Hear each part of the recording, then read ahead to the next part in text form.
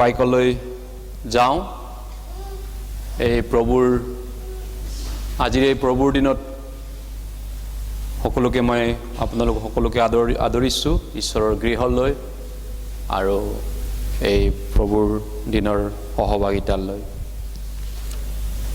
প্ৰভুৰ ওচৰত আহক আমি প্ৰাৰ্থনা কৰোঁ লেট আছ প্ৰে প্ৰথমতে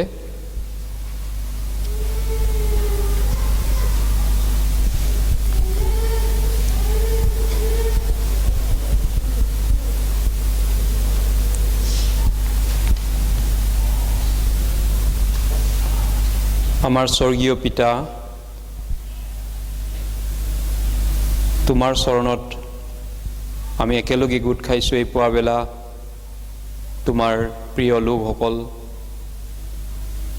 পিতা আমি এই পৃথিৱীত জীয়াই থাকোঁতেও তুমি আমাক অনাথকৈ এৰি দিয়া নাই তোমাৰ মণ্ডলীত তুমি আছা আৰু তোমাৰ মণ্ডলীৰ যোগেদি তুমি আমাক চলাই আছা ধন্যবাদ দিছোঁ পিতা তুমি আমাক পাপৰ পৰা উদ্ধাৰ কৰাৰ লগতে তোমাৰ মণ্ডলীত আমাক ৰাখাৰ কাৰণে পূৰ্বে যেতিয়া আমি তোমাৰ লগত একো সম্পৰ্ক নাছিল আমি পাপৰ লগত আছিলোঁ আৰু পাপী জীৱন আৰু দুষ্টতাত আমি মৰি আছিলোঁ কিন্তু তোমাৰ দয়া অনুগ্ৰহৰ দ্বাৰা আমাক তুমি পাপৰ পৰা প্ৰভু ৰক্ষা কৰিলা আৰু আমাক উদ্ধাৰ কৰি তোমাৰ স্বৰ্গীয় আমন্ত্ৰণৰ কাৰণে যোগ্য কৰিলা তোমাৰ অনুগ্ৰহৰ যোগেদি তোমাৰ দয়াৰ যোগেদি ধন্যবাদ কৰিছোঁ পিতা পিতা এই সময়ত তোমাৰ প্ৰিয় লোকসকলে এই ঠাইত একত্ৰিত হৈছোঁ তোমাক ভাল পোৱা লোকসকল তোমাক প্ৰেম কৰা লোকসকল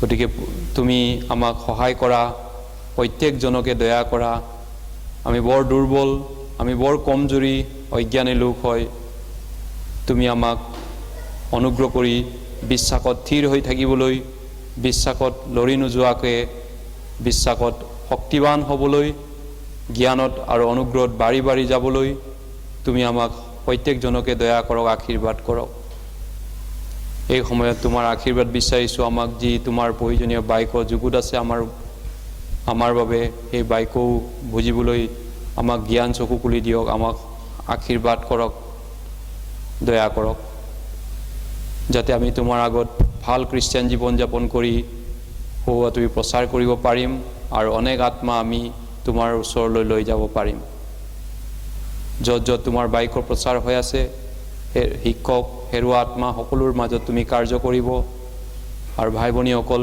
বিশেষকৈ অনেক কষ্টত দুখ কষ্টতো বিশ্বাস ৰাখি আছে তোমাৰ হোৱাতুৰিৰ খাতিৰত তেওঁলোকক অধিক শক্তি বল বুদ্ধি আৰু আশীৰ্বাদ দিব এই জগতৰ পাপ আত্মাৰ পৰা ৰক্ষা কৰিব যাতে তোমাৰ গৌৰৱৰ কাৰণে য'ত যেনেকৈ থাকে তাতেই যেন তেওঁলোকে জীয়াই থাকিব আৰু প্ৰভুৰ সাক্ষী হৈ থাকিব পাৰিব এই প্ৰাৰ্থনা প্ৰভু যীশু খ্ৰীষ্টৰ নামত খুজিছোঁ আমেন আহক আমি ৰোমিয়া 12 অধ্যায়লৈ শাস্ত্ৰ মেলিছোঁ ৰোমিয়া 12 অধ্যায় ৰোমান চেপ্টাৰ 12 ৰোমিয়া 12 অধ্যায়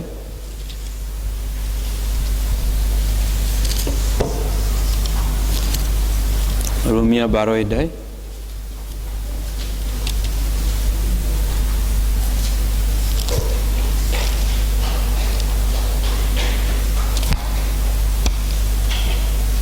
ৰোমিয়া 12 অধ্যায়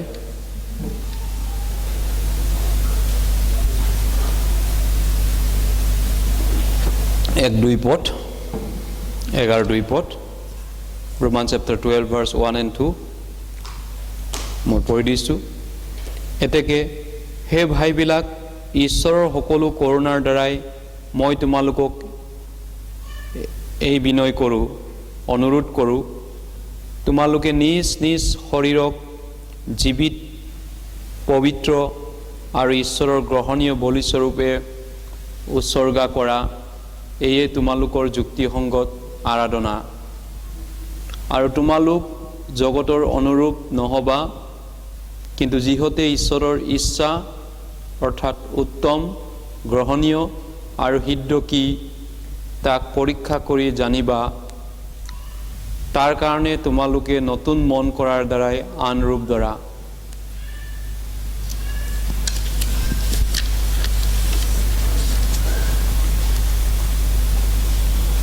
আমাৰ আজি এই প্ৰভুৰ দিনত আজি আমি ঈশ্বৰৰ যি অংশখিনি বাইক চাব বিচাৰিছোঁ, বিশেষকৈ খ্ৰীষ্টিয়ানৰ যি সেৱা আৰাধনা, জাগতিক ভাষাত পূজা পাতল বুলি কয়, জাগতিক বন্দনা, ভজনা ইত্যাদি। গতিকে আজি বহুত মানুহৰ মিসকনচেপশ্যন, ভুলকে বুজে খ্ৰীষ্টিয়ানৰ আৰাধনাৰ বিষয়ে, উপাসনাৰ বিষয়ে। খ্ৰীষ্টিয়ানৰ আৰাধনা বা উপাসনা বা বন্দনা আচলতে কেনেকুৱা হয়, কাক কাক বা কোনটো খ্ৰীষ্টিয়ানৰ আৰাধনা বা বন্দনা হয়। হয়, আমি ঈশ্বৰক আৰাধনা, ঈশ্বৰক উপাসনা, আমি ঈশ্বৰক বন্দনা, ঈশ্বৰক পূজা পাতল দিয়া বুলি যেতিয়া উল্লেখ কৰোঁ, যিটো নেকি ইংৰাজীত ৱৰ্শ্বিপ বুলি কয়, ৱৰ্শ্বিপ, এই বিষয়টোৰ ওপৰত বহুত মানুহৰ ভুল ধাৰণা আছে। ৱৰ্শ্বিপৰ ওপৰত, বন্দনাৰ ওপৰত, মানে কিবা ভজনাৰ ওপৰত, এইটোৰ ওপৰত ভুল ধাৰণা বহুতৰে আছে। আৰু তেওঁলোকে বহুতেই আৰাধনা,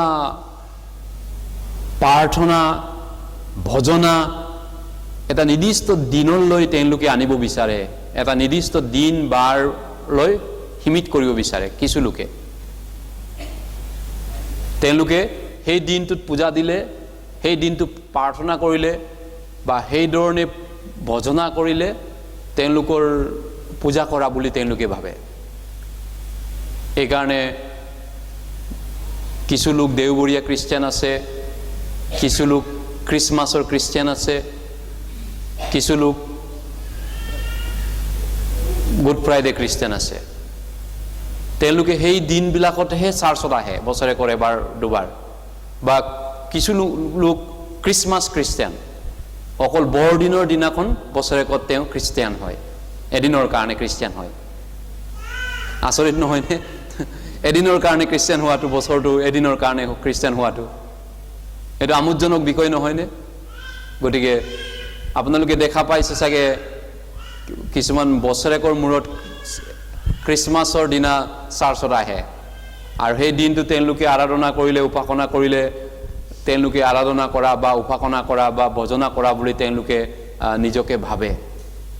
ঈশ্বৰক ভজনা কৰিলোঁ, আৰাধনা কৰিলোঁ, কিবা ঈশ্বৰক বন্দনা কৰিলোঁ, পূজা দিলোঁ, এইধৰণে তেওঁলোকে ঈশ্বৰক পূজা পাতল কৰাটো, ভজনা কৰাটো, ঈশ্বৰক আৰাধনা কৰাটো লিমিট কৰিব বিচাৰে। লিমিট মানে সীমিত কৰিব বিচাৰে, এটা দিন বাৰ বা নিৰ্দিষ্ট সময়লৈ তেওঁলোকে সীমিত কৰিব বিচাৰে। তেওঁলোকৰ সেইটো ভুল ধাৰণাৰ কাৰণে সেইটো বহুত মানুহৰে এইটো হৈছে। আৰু তেওঁলোকে বিশেষ সময় বা বিশেষ উৎসৱ ঘটনা বা বিশেষ ৰাতি প্ৰাৰ্থনা বা উপাসনা, প্ৰেইজ এণ্ড ৱৰ্শ্বিপ, আধা ঘণ্টা সময় গান গোৱা বা গীৰ্জাতে গান গাই থকা সময়খিনি ষ্টেজত থিয় হৈ গান গালে, সেইটো সময়টোহে আৰাধনা বুলি তেওঁলোকে ভাবে। গীৰ্জাত লাইনত থিয় হৈ গান গালোঁ, সেইটো আৰাধনা হ'ল। সেই বা ৰাতিপুৱা 3টাত উঠিলোঁ, গান গালোঁ, উপাসনা কৰিলোঁ।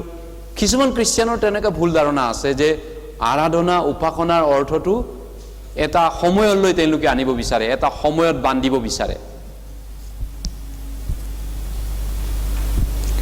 যিটো নেকি সেৱা উপাসনা বুলি কয়। আৰু কিছু লোকে ভাবে যে দেওবাৰে গীৰ্জাত আহিলোঁ, গান গাব পালোঁ, গান গোৱা সময়খিনিয়ে ঈশ্বৰক আৰাধনা কৰা হ'ল, মানে সময় এটালৈ তেওঁলোকে সীমিত কৰিব বিচাৰে প্ৰভুৰ আৰাধনা, প্ৰভুৰ উপাসনাটো। তেওঁলোকে গান বাজনা কৰা, উপাসনা কৰা, এনেকুৱা বিভিন্ন মানে বিশেষ বিশেষ সময়ত তেওঁলোকে সীমিত কৰিব বিচাৰে। বাইবেলৰ অৰ্থমতে প্ৰকৃত খ্ৰীষ্টিয়ানৰ ৱৰ্শ্বিপটো আচলতে প্ৰকৃত খ্ৰীষ্টিয়ানৰ আৰাধনা বা ভজনা বা বন্দনাটো গান গাই থকা সময় বা তেনেকুৱা প্ৰাৰ্থনাৰ সময় গীৰ্জাঘৰৰ ভিতৰত এইটো নুবুজায়। গীৰ্জাঘৰৰ ভিতৰত প্ৰাৰ্থনা কৰা সময়টোৱে ঈশ্বৰক আৰাধনা কৰিলোঁ আৰু হয়তো গান গাই থকা সময়তে ঈশ্বৰক আৰাধনা কৰিলোঁ, সেইটো তেনেকুৱা নুবুজায়। বাইবেলৰ অৰ্থত যিটো উপাসনা বা আৰাধনাটো, কিন্তু বাইবেলৰ মতে আমি নিজকে দি দিয়া সম্পূৰ্ণৰূপে প্ৰভুক সম্পূৰ্ণৰূপে দি দিয়াটো বাইবেলৰ আৰাধনা বা উপাসনাত পৰে। প্ৰভুক সম্পূৰ্ণৰূপে অফাৰিং দি দিয়া, কমপ্লিটলিভাৱে প্ৰভুক দি দিয়া আমাৰ জীৱনটো, এইটোৱে প্ৰকৃত আৰাধনা বা উপাসনা। এইটো নহয় যে আপুনি ধুনীয়া এটা গান গালে বা ধুনীয়া লাগিছে, একদম মানে আৱেগিক হৈছে, চকু পানী পেলাইছে, বহুত ধুনীয়া হৈছে, বহুত ধুনীয়া আৰাধনা হৈছে, বহুতৰ তেনেকুৱা ধাৰণা আছে। কিন্তু আৰাধনা বা উপাসনা সেইটো তেনেকুৱা নহয়। আৰাধনা উপাসনা, বাইবেলৰ প্ৰকৃত আৰাধনা উপাসনাৰ অৰ্থটো হৈছে আমি নিজকে ঈশ্বৰক সম্পূৰ্ণৰূপে উৎসৰ্গা কৰি দিয়াটো, নিজৰ জীৱনটো দি দিয়াটো, গোটেইটো ঈশ্বৰক দান দি দিয়াটো, গোটেই লাইফটো ঈশ্বৰক দি দিয়াটো, সেইটোৱে আৰাধনা বা উপাসনা বাইবেলৰ অৰ্থটো। এইকাৰণে ৰোমিয়া 12 অধ্যায় যিটো আমি এক পদ মই আকৌ এবাৰ পঢ়ি দিছোঁ, এতেকে হে ভাইবিলাক, ঈশ্বৰৰ সকলো কৰোণাৰ দ্বাৰাই মই তোমালোকক এই অনুৰোধ কৰিছোঁ, তোমালোকে নিজ নিজ শৰীৰক জীৱিত, পবিত্ৰ আৰু ঈশ্বৰৰ গ্ৰহণীয় বলিস্বৰূপে উৎসৰ্গা কৰা, এয়ে তোমালোকৰ যুক্তিসংগত আৰাধনা। Reasonable sacrifice, service. This is offer your body as a holy, acceptable, living sacrifice to the Lord. Offer your body, নিজৰ জীৱনটো, নিজৰ শৰীৰটো ঈশ্বৰক জীৱিত, পবিত্ৰ, গ্ৰহণীয় বলি স্বৰূপে ঈশ্বৰক দি দিয়া, নিজকে দি দিয়া ঈশ্বৰক জীৱনটো, এইটোৱে হয় আৰাধনা, খ্ৰীষ্টিয়ানৰ উপাসনা। এইটো নহয় যে আধা ঘণ্টা গান গালোঁ, প্ৰেইজ এণ্ড ৱৰ্শ্বিপ কৰিলোঁ, এইখিনি সময়টো আৰাধনা কৰিলোঁ, তাৰপিছত আৰু বাই বাই টাটা, সেইটো ওলাই গ'লোঁ, নিজৰ মতে আকৌ জীৱনটো আৰম্ভ কৰিলোঁ, সেইটো বাইবেলৰ আৰাধনা নহয়। সেইকাৰণে বাইবেলৰ আৰাধনা, উপাসনা আৰু ধৰ্মীয় বিধি পন্থাৰ মাজত পাৰ্থক্য আছে। ধৰ্মীয় যিটো বিধি বিধান, ধৰ্মকৰ্ম বা ধৰ্মীয় পদ্ধতি, ধৰ্মৰ পদ্ধতিৰ মাজত, নিয়মৰ মাজত পাৰ্থক্য আছে।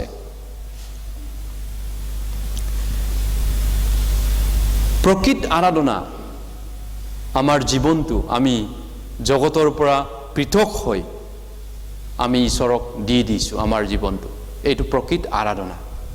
জগতৰ পৰা আমি বেলেগ হৈ, জগতৰ মানুহৰ পৰা আমি পৃথক হৈ আমি নিজৰ জীৱনটো ঈশ্বৰক দি দিলোঁ, এইটোৱে আৰাধনা। ঈশ্বৰক দি দিয়াটো, ঈশ্বৰক এৰি দিলোঁ আমাৰ জীৱনটো, প্ৰকৃত আৰাধনাটো।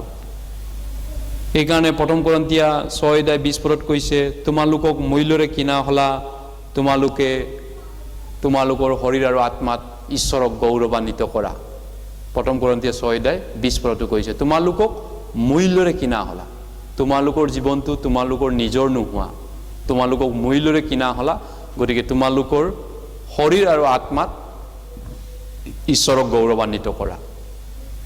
আৰাধনা উপাসনা এটা নিৰ্দিষ্ট 1-1.5 ঘণ্টাৰ কাৰণে আৰাধনা উপাসনা, তেনেকুৱা আৰাধনাটো বাইবেলত নাই যে 1.5 ঘণ্টা সময় চাৰ্চত আমি সময় দিব লাগে, এইটো আৰাধনা কৰিলোঁ আৰু আৰাধনা ফিনিছ হৈ গ'ল, আৰাধনা আৰম্ভ কৰোঁ, আহক আমি এটা গীতেৰে আৰম্ভ কৰোঁ আৰু আৰাধনা এটা গীতেৰে শেষ কৰোঁ, তেনেকুৱা আৰাধনা উপাসনা বাইবেলত নাই।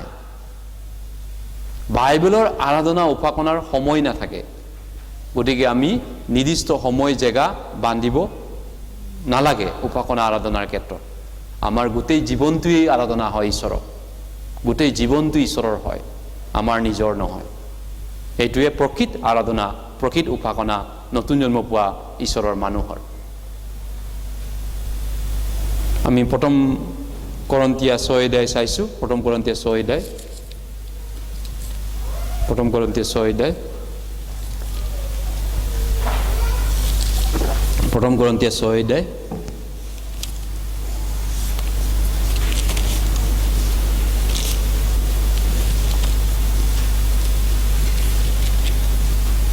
ছয়দা 20 পদ।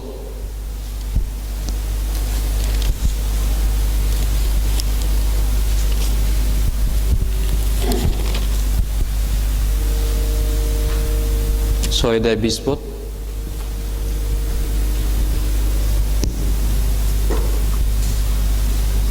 তোমালোক নিজৰ নোহোৱা, কিয়নো তোমালোক মূল্যৰে কিনা হলা। এই হেতুকে তোমালোকৰ শৰীৰ আৰু আত্মাত ঈশ্বৰক গৌৰৱান্বিত কৰা হ'ব লাগে। শৰীৰ আৰু আত্মাত তোমালোক নিজৰ নোহোৱা, তোমালোকক মূল্যৰে কিনা হলা। আমাৰ জীৱনটো পৌলে কৈছে গালাতিয়া 2:20 পদত কোৱাৰ ধৰণে, মই খ্ৰীষ্টৰ সৈতে ক্ৰুচত হত হ'লোঁ, মই যিছো বুলিলে মই নহয়, এতিয়া মই যি জীৱন যাপন মোৰ শৰীৰত কৰিছোঁ, মোক প্ৰেম কৰা আৰু মোৰ কাৰণে নিজকে সমৰ্পণ কৰা ঈশ্বৰৰ পুত্ৰত কৰা বিশ্বাসতেহে মই জীৱন যাপন কৰিছোঁ। মোৰ জীৱনটো মোৰ নহয় বুলি তেওঁ কৈছে। মোৰ জীৱন এতিয়া মালিক মই নহয়, মোৰ জীৱনৰ মালিক গৰাকী বদলি হ'ল, চেঞ্জ হ'ল, উদ্ধাৰ হোৱাৰ পিছত চেঞ্জ হৈ থাকিল। মোৰ জীৱনৰ গৰাকী প্ৰভু যীশু হয় মালিকটো, পৌলে টেষ্টিমনিত কৈছে। এইকাৰণে প্ৰকৃত আৰাধনা সেইটো হয়। পৌলৰ গোটেই জীৱনটোৱে আৰাধনা আছিলে। এটা আমি গীতো গাওঁ, হিন্দীটো গাই আৰাধনা কৰ্তা হওঁ, তোমাক আৰাধনা কৰোঁ, তোমাক পূজা কৰোঁ, তোমাক আমি কিবা কৰোঁ, ভজনা কৰোঁ। কিন্তু আৰাধনা ভজনা মিনিংটো কি? এইটো এটা প্ৰেইজ এণ্ড ৱৰ্শ্বিপ বুলি যিটো কয়, কিছুমান মানুহ চাৰ্চত কিছুমানে কয় প্ৰেইজ এণ্ড ৱৰ্শ্বিপ কৰিব ষ্টাৰ্ট কৰিম, আহক আমি এটা গীতেৰে এই প্ৰেইজ এণ্ড ৱৰ্শ্বিপ আৰম্ভ কৰিম, আধা ঘণ্টা থাম থুম বজাই কিবা এইটো আৰাধনা কৰা, আৰু প্ৰেইজ এণ্ড ৱৰ্শ্বিপ শেষ কৰিলোঁ, আৰাধনা ফিনিছ কৰিলোঁ, এইটো আৰাধনা বুলি তেওঁলোকে কয়। কিন্তু বাইবেলৰ আৰাধনা পৌলে কৈছে হোল লাইফটো আৰাধনা হয়। হোল লাইফটো ঈশ্বৰক দি দিয়াটোৱে, গোটেই জীৱনটোৱে ঈশ্বৰক দি দিয়া হয়, ঈশ্বৰক উৎসৰ্গা কৰা হয়। আমাৰ জীৱনটো ঈশ্বৰৰ হয়। নতুন জন্ম পোৱাৰ পিছত বৰ্ণ এগেইন খ্ৰীষ্টিয়ানে ঈশ্বৰক সেইধৰণে আৰাধনা কৰিব পাৰে। কাৰণ আমাৰ জীৱন আমাৰ নিজৰ নহয়, ইয়াক কিনি লোৱা হ'ল প্ৰভুৱে নিজৰ মূল্যৱান তেজেৰে। আৰু কিনি লোৱাৰ পিছত যেনেকৈ আপুনি দোকানৰ পৰা এটা বস্তু কিনি লোৱাৰ পিছত সেইটো আপোনাৰ হৈ যায়, দাম দি কিনি আনিছে আৰু দাম দিয়াৰ পিছত আপোনাৰ বস্তু হৈ যায়। প্ৰভুৱে আমাক কিনি লৈছে। পাচনি কৰ্ম 20:28 পদত কৈছে, ঈশ্বৰে নিজৰ তেজেৰে মণ্ডলীক কিনি ল'লে, নিজৰ তেজেৰে কিনি ল'লে। কিনি লোৱা, কিনা বেচা, আমাক কিনি লোৱা হৈছে নিজৰ তেজেৰে। সেইকাৰণে কিনাৰ পিছত যোনে কিনিছে বস্তুটো তাৰ প্ৰপাৰ্টি হয়, যোনে মূল্য দি পিনি কিনিছে। আমাক যীশুৰ তেজেৰে কিনা হৈছে, মূল্য ঈশ্বৰক তেওঁ দিছে। সেইকাৰণে এতিয়া আমি নিজৰ নহয়, আমি ঈশ্বৰৰ হয়, যীশুৰ হয়। নতুন জন্ম পোৱা খ্ৰীষ্টানক এইকাৰণে প্ৰথম কৰন্থিয়া 10:31 পদত কৈছে, তোমালোকে ভোজন বা পাণ আদি যি কৰ্ম কৰা সকলো ঈশ্বৰৰ গৌৰৱৰ কাৰণে কৰা। ভোজন মানে খোৱা বোৱা কৰা, ভোজন পাণ আদি যি কৰ্ম কৰা আমি ঈশ্বৰৰ গৌৰৱৰ কাৰণে কৰোঁ। কাৰণ আমাৰ জীৱনটো আমাৰ নহয়, ঈশ্বৰৰ হয়। ৰাইট নহয়নে? আমাৰ জীৱন আমাৰ নহয়। এইটো নহয় যে আমি গোটেই সপ্তাহটো আমাৰ জীৱন আমাৰ হয়, আমি নিজৰ ইচ্ছামতে মন মৰ্জিত চলিম আৰু আমি নিজৰ মতে কৰিম, সকলো নিজৰ মতে ভাবিম, নিজৰ মতে চলিম, নিজৰ চব কাম কৰিম।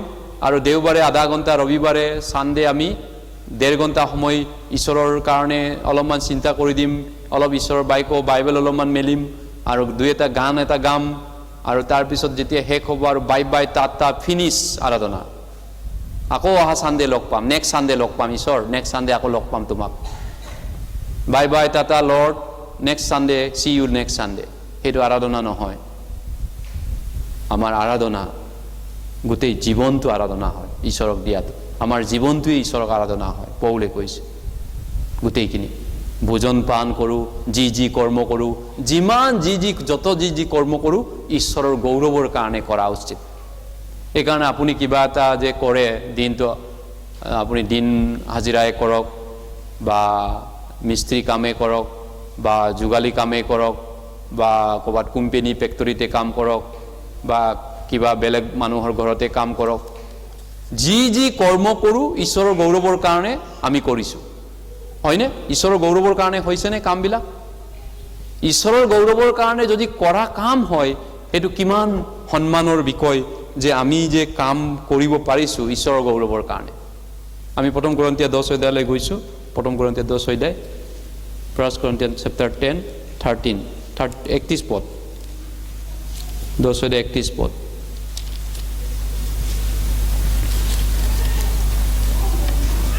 দশে 31 পদ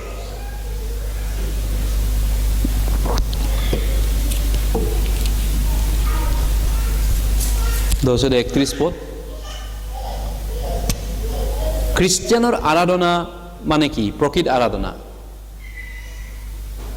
31 পদ এতেকে তোমালোকে ভোজন বা পান আদি যি কৰ্ম কৰা সকলোকে ঈশ্বৰৰ গৌৰৱৰ কাৰণে গৌৰৱৰ অৰ্থে কৰিবা এইটো হৈছে প্ৰকৃত আৰাধনা প্ৰকৃত খ্ৰীষ্টিয়ান জীৱনটো এইটো যি কৰ্ম কৰোঁ ঈশ্বৰৰ গৌৰৱৰ কাৰণে কৰা আমি ভাবিব পাৰোঁ মই দিন মজদুৰ কৰোঁ দিন হাজিৰা কৰোঁ ফেক্টৰীত কাম কৰোঁ ক'ৰবাত কাৰোবাৰ ঘৰত কাম কৰিব যাওঁ অফিচত কাম কৰোঁ সেইটো মোৰ নিজৰ কাম বুলি আমি ভাবিব পাৰোঁ মোৰ নিজৰ কথা হয়তো আমি পাহৰি যাওঁ তেতিয়া সেই সময়খিনি এই কামখিনি ঈশ্বৰৰ গৌৰৱৰ কাৰণে হৈছেনে হোৱা নাই আমি ভাবিব পাৰোঁ অকল নিজৰ পৰিয়াল পোহপাল দিয়া নিজৰ ল'ৰা ছোৱালী পোহপাল দিয়া নিজৰ লাগা বস্তু কিনিবৰ কাৰণে আমি কাম কৰা বুলি ভাবিব পাৰোঁ কিন্তু প্ৰকৃততে নতুন জন্ম পোৱা খ্ৰীষ্টিয়ানৰ জীৱনটো তেওঁৰ নিজৰ একোৱে নাই গোটেইখিনি প্ৰভুৰ হয় তেওঁৰ নিজস্ব পালৰ পৰা তেওঁৰ একো বিষয় নাথাকে তেওঁৰ উশাহ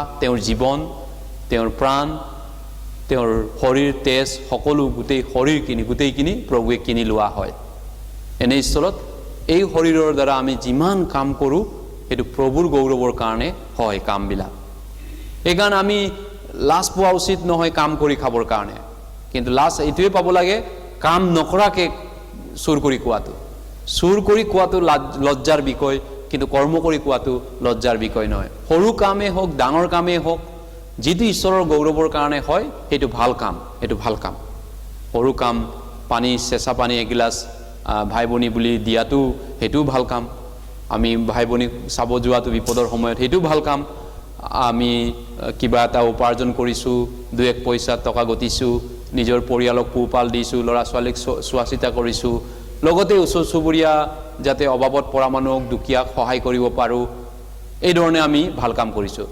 ইপিচিয়াত কৈছে যিজনে চুৰ কৰে সি আৰু চুৰ নকৰক যোনে মানে বেয়া কাম কৰিছিলে আগতে সি নতুন জন্ম পোৱাৰ পিছত বেয়া কাম কৰি পইচা গতিব নাপায় কোনোবাই চুৰ কৰি পইচা গতি পিনি ভাই ভনীক উপকাৰ কৰিব নাপায় কোনোবাই যদি বেয়া অশ্লীল কাম কৰি যদি আগতে কোনোবা বেয়া কামো কৰিছিল বেবিচাৰী কাম চুৰ ঠগ প্ৰবঞ্চনা বদমাছি দালালি এইবিলাক কাম কৰি আগতে যদি চলিছিলে একো নাই আগতে চলিছিলে একো নাই কিন্তু এতিয়া নতুন জন্ম পোৱাৰ পিছত উদ্ধাৰ হোৱাৰ পিছত জীৱন পোৱাৰ পিছত খ্ৰীষ্টক জনাৰ পিছত সেইবিলাক কাম আমি কৰিব নোৱাৰোঁ আৰু নালাগে কেতিয়াও আমি এতিয়া কৰ্ম কৰি খাবলৈ কৈছে এতিয়া অভাৱত পৰা লোকক দৰিদ্ৰক সহায় কৰিব পৰাকে কাম কৰি খাবা কাম হাত দুখন আছে কাম কৰি খাবলৈ দিছে কাম কৰি খোৱাটো লাজৰ নহয় একেবাৰে লাজৰ কথা চুৰ কৰি কৰাটো বা বেয়া ধান্দা কৰি পিনি পইচা গাতাটো পইচা গতিব পাৰে হট কৰ্ম কৰি নহয়নে হট কাম কৰি পইচা গতাটো বেয়া কাম নহয় কাম কৰি দিন হাজিৰাই হওক লোকৰ ঘৰত কাম কৰাই হওক বা যেনেকাই কাম নকৰক কাম কৰি মানুহে ইনকাম কৰাটো পাপ নহয় সেইটো পাপ কোনটো হয় চুৰ কৰাটো বেয়া লাইনত যোৱাটো এইকাৰণে আমি নতুন জন্ম পোৱাৰ পিছত যি কৰোঁ সেই কামখিনি ঈশ্বৰৰ গৌৰৱৰ কাৰণে হয়নে যদি ঈশ্বৰৰ গৌৰৱৰ কাৰণে নহয় এইটো কাম বাদ দিব লাগে আচলতে নতুন জন্ম পোৱাৰ পিছত সৰু বেপাৰ কাম কৰিব পাৰোঁ সৰু কিবা এটা মই ঘুমটি এখন চলাব পাৰোঁ, যিয়ে নহওক সেইখিনি ঈশ্বৰৰ গৌৰৱৰ কাৰণে মই কৰিছোঁ। সৰু দিনৰ 100 টকা এটা মই প্ৰফিট পাওঁ, সেইটো মই কিয় কৰিছোঁ? ঈশ্বৰৰ গৌৰৱৰ কাৰণে মই কৰিছোঁ, ঈশ্বৰৰ গৌৰৱৰ কাৰণে। সেইটো হৈছে নতুন জন্ম পোৱা খ্ৰীষ্টানৰ আৰাধনা। তাতে আৰাধনা হৈ আছে তেওঁ দোকানতো। এইটো নহয় যে তেওঁ অকল গীৰ্জাঘৰৰ সপ্তাহত দুবাৰমান বা বৰদিনৰ দিনাখন বছৰে কৰে এবাৰ মূৰত আৰাধনা কৰি দিলোঁ, সেইটো আৰাধনা হ'ল। কিছু লোক আছে অকল ছানডে খ্ৰীষ্টিয়ান, কিছু লোক আছে বৰদিনৰ খ্ৰীষ্টিয়ান, কিছু লোক আছে গুড ফ্ৰাইডে খ্ৰীষ্টিয়ান। সেইটো খ্ৰীষ্টিয়ান নহয়, তেওঁলোক খ্ৰীষ্টিয়ানেই নহয়। খ্ৰীষ্টিয়ান জীৱনটোৱে খ্ৰীষ্টিয়ান, গোটেই লাইফটোৱে খ্ৰীষ্টিয়ান হয়, আৰাধনা হয়। এই গতিকে আমি আৰাধনা, প্ৰকৃত আৰাধনাৰ অৰ্থটো যদি চাওঁ, আৰাধনা এটা ভিতৰুৱা ইনাৰ এণ্ড ইনৱাৰ্ড একশ্যন, ঈশ্বৰৰ আগত ভিতৰুৱাভাৱে ঈশ্বৰক সেৱা কৰা, ভিতৰুৱাভাৱে আমি ঈশ্বৰক প্ৰদান কৰা, প্ৰণাম, ঈশ্বৰক ভজনা। এইটো ভিতৰুৱাভাৱে ঈশ্বৰ আৰু আমাৰ মাজত ভিতৰুৱা সম্পৰ্ক, এইটো এটা ইনৱাৰ্ড একশ্যন আৰাধনাটো। আৰু খ্ৰীষ্টিয়ান হিচাপত যিটো আমি জীৱন যাপন কৰি আছোঁ, এইটো আৰাধনা। কিন্তু খ্ৰীষ্টিয়ান হিচাপত আমাৰ কিছুমান ধৰ্মীয় পদ্ধতি বা বিধি বিধান আছে, বা কিছুমান ধৰ্মীয় নীতি বা বিধি বা ধৰ্মীয় পদ্ধতিৰ কথাটো ক'ব পাৰি। নতুন নিয়ম বাইবেলত যদি আমি চাওঁ, খ্ৰীষ্টীয় ধৰ্মীয় বিধি হিচাপত পায় নাপায় বুলি তেনেকুৱা লিষ্টটো, যিটো নেকি সেইটো পায় নাপায়, কৰিব পায় নাপায়, খ্ৰীষ্টিয়ান হিচাপত এইটো পায় নাপায় কি ৰুল এণ্ড ৰেগুলেশ্যন নহয় জানো? এনেকুৱা ৰুল এণ্ড ৰেগুলেশ্যনৰ কথাটো যদি আমি ভাবোঁ, বাইবেলৰ মতে এই বিষয়টো শাৰীৰিকভাৱে বা ফিজিকেলি আমি কিছুমান নিয়ম শাৰীৰিক ফালৰ পৰা আমি ধৰ্মীয় পন্থাটো কৰিব পায় নে নাপায়, সেইটো তেনেকুৱা কিছুমান কামো আছে। কিন্তু এই কামবিলাক, বিধি বিধানবিলাকো আচলতে পায় নাপায় বুলি কোৱা কথাটো বাইবেলৰ মতে শুদ্ধকৈ হ'ব লাগিব। এইটো পায়, এইটো নাপায়, এনেকুৱা যিবিলাক বিধি বিধান আমি জানো বা আমি বাইবেলৰ পৰা জানিব পাৰোঁ। গতিকে নতুন নিয়ম বাইবেলত খ্ৰীষ্টিয়ানক বিশেষ এনেকুৱা বিধি বিধান, ৰুল এণ্ড ৰেগুলেশ্যন বাৰে বাৰে কৰি থাকিবলৈ কোৱা নাই। একেটা কামকে, একেটা প্ৰাৰ্থনাকে, একেটা কথাকে ৰিপিট কৰি থাকিবলৈ বাইবেলে কোৱা নাই নতুন নিয়মত, শাস্ত্ৰ।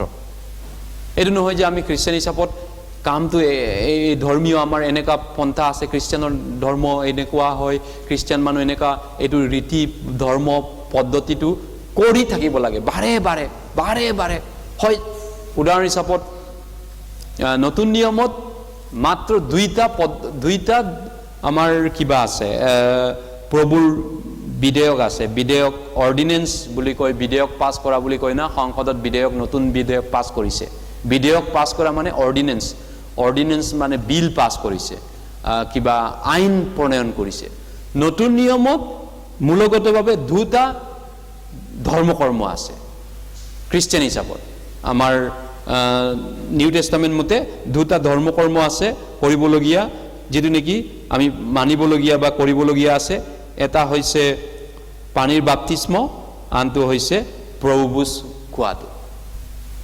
এইটো এটা ধৰ্মীয় আমাৰ বাহিৰত কৰিবলগীয়া কাম, একশ্যনত ল'বলগীয়া, পানীৰ বাপ্তিস্ম আৰু প্ৰভু ভোজ গ্ৰহণ কৰাটো। এইটো হৈছে কিবা আমাৰ কি কয়, বাহ্যিক ফালৰ পৰা আমি ঈশ্বৰক কিবা আজ্ঞা দিন বা বাধ্যতাটো আমি চিন দেখুৱাওঁ। কিন্তু এনেকুৱা নতুন নিয়মত তেনেকুৱা খ্ৰীষ্টিয়ানৰ কোনো ধৰ্মীয় পদ্ধতি নাই বা নিয়ম নাই যিটো নেকি বাৰে বাৰে কৰি থাকিব লাগে, সঘনাই ৰিপিটেডলি কৈ থাকিব লাগে।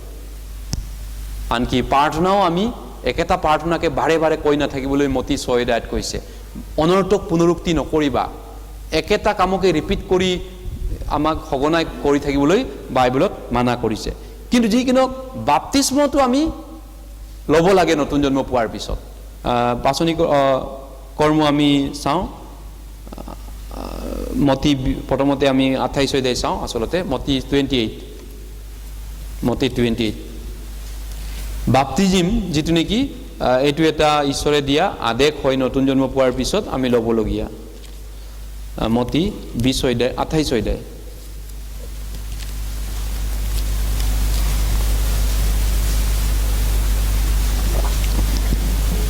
মতি 28 অধ্যায় 19 পদ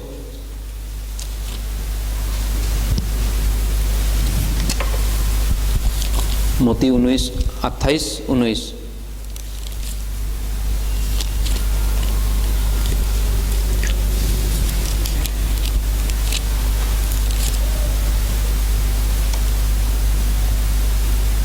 এই হেতুকে তোমালোকে যোৱা আৰু সকলো জাতিকে শিষ্য কৰি পিতৃ পুত্ৰ আৰু পবিত্ৰ আত্মাৰ নামেৰে তেওঁবিলাকক বাপ্তাইজ কৰা গতিকে বাপ্তিজিম এটা খ্ৰীষ্টিয়ানৰ এটা বিধি হয় যেটো নেকি খ্ৰীষ্টিয়ান জীৱনত আমাৰ জীৱনত এটো আমি বিশ্বাস কৰাৰ পিছত বাপ্তিস্ম গ্ৰহণ কৰিছো এটো ধৰ্মীয় বিধি নতুন নিয়মত ধৰ্মীয়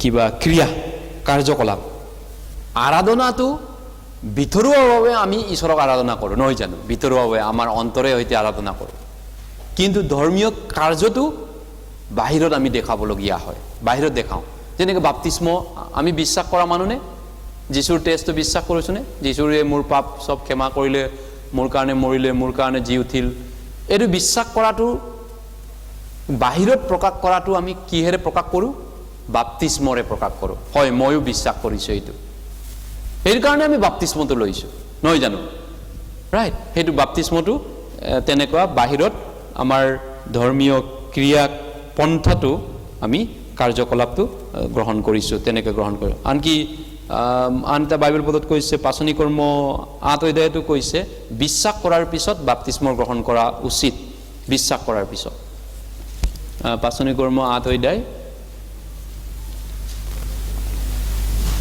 পাচনি কৰ্ম 8 অধ্যায়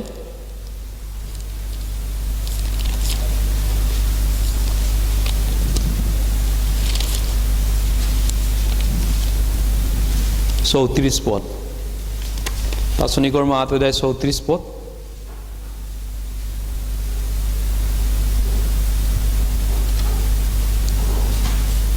অধ্যায় 34 পদ 8:34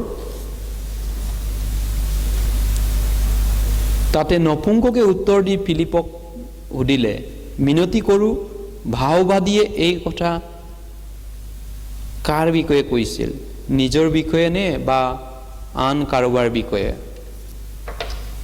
34-35 পদৰ 39 পদলৈ পঢ়ি দিছো তেতিয়া ফিলিপে মাত লগাই শাস্ত্ৰৰ এই কথাৰ পৰা আৰম্ভ কৰি তেওঁৰ আগত যীশুৰ সুবাৰ্তা প্ৰচাৰ কৰিলে এইদৰে বাটত যাওঁতে এডুকৰ পানীৰ ওচৰ পাই নপুংসকে ক'লে চোৱা ইয়াতে পানী আছে মই বাপ্তাইজিত হ'বলৈ কিবা বাধা আছে ফিলিপে ক'লে যদি সকলো মনেৰে বিশ্বাস কৰিছা তেন্তে বাধা নাই তাতে তেওঁ সমিধান দি ক'লে যীশুখ্ৰীষ্ট যে ঈশ্বৰৰ পুত্ৰ ইয়াক মই বিশ্বাস কৰিছো তেতিয়া তেওঁ ৰথ ৰাখিবলৈ আজ্ঞা দিয়াত ফিলিপ আৰু নপুংসকে দুয়ো পানীত নামিল আৰু ফিলিপে তেওঁক বাপ্তাইজিত কৰিলে গতিকে এই ঘটনাটো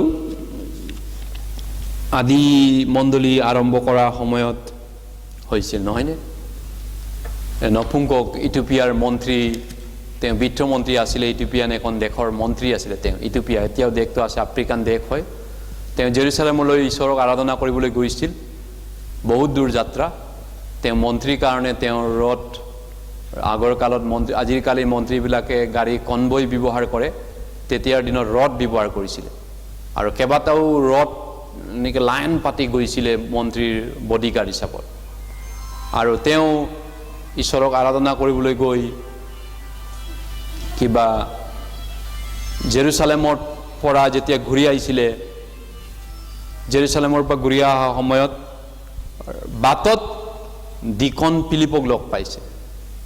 ডিকন ফিলিপে যেতিয়া লগ পালে পবিত্ৰ আত্মাই ডিকন ফিলিপক উদগালে যে এই নপুংসক মন্ত্ৰীজনে তেওঁ বাইবেলৰ এটা ইম্পৰ্টেণ্ট অধ্যায় পঢ়ি গৈ আছিল ৰথত বহি পিনি।